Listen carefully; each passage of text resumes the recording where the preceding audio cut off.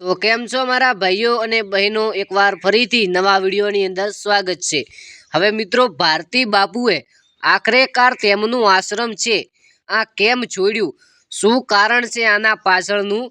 કારણ કે કારણ વગર કોઈ માણસ આ આશ્રમમાંથી જતો નથી, તો કંઈક તો કારણ હશે આ બાપુનું, જેના કારણે બાપુએ આશ્રમ છોડી અને જંગલ આજુબાજુ ચાલ્યા ગયા।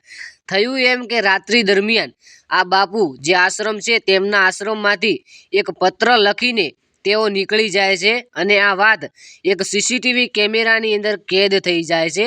પછી મિત્રો બધા સાધુ સંતો ગોતવા નીકળે છે, પરંતુ આ બાપુ નથી મળતા, એટલે તેઓ લગભગ પોલીસને જાણ કરે છે અને આખરેકાર 3 થી 4 દિવસ પછી આપણા શ્રી ભારતી બાપુને ગોતી લે છે।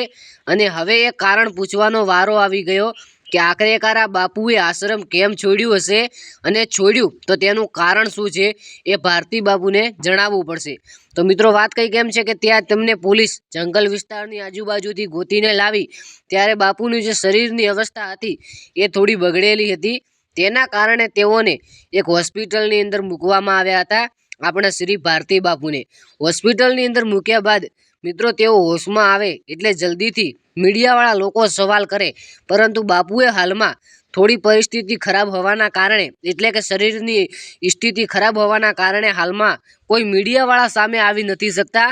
જરૂર બાપજી આ સવાલનો જવાબ આપશે જ્યારે મીડિયાવાળા પૂછશે કે બાપજી તમે આ આશ્રમ કેમ છોડી દીધો, તો મને એવું લાગે છે કે બાપજી 100% જવાબ આપશે। તમને શું લાગે છે કે આ બાપજીએ શ્રી ભારતી આશ્રમ કેમ છોડ્યું હશે? શું હશે આનું મુખ્ય કારણ? શું છે? મોટા મોટા લોકો ખુલાસા કરે છે, એવું કહે છે કે ભાઈ આમ છે ને તેમ છે ને, તો હજી કોઈની સાચી સચ્ચાઈ જાણ્યા પહેલાં આપણે કોઈ પણ ઇલ્ઝામ ના લગાવી શકીએ। અને બાપુનું એક વોટ્સઅપ ચેટ અને એક ઓડિયો પણ વાયરલ થયું હતું, એ લગભગ તમે જોયું હશે, જેની અંદર બાપુ કેવી રીતે વાતો કરતા હતા તેમના સેવક સાથે। હવે એ સેવક કોણ હતો, બાપુ કેમ ચાલ્યા ગયા, તેનો હાલમાં કોઈ પણ અમારી પાસે ડિટેલ નથી। અને જે પણ આ વિડીયોની અંદર માહિતી આપવામાં આવે છે, આ બધી સોશિયલ મીડિયા દ્વારા લઈને આપવામાં આવે છે, તો ખાસ કરીને ભરોસો કરવો નહીં।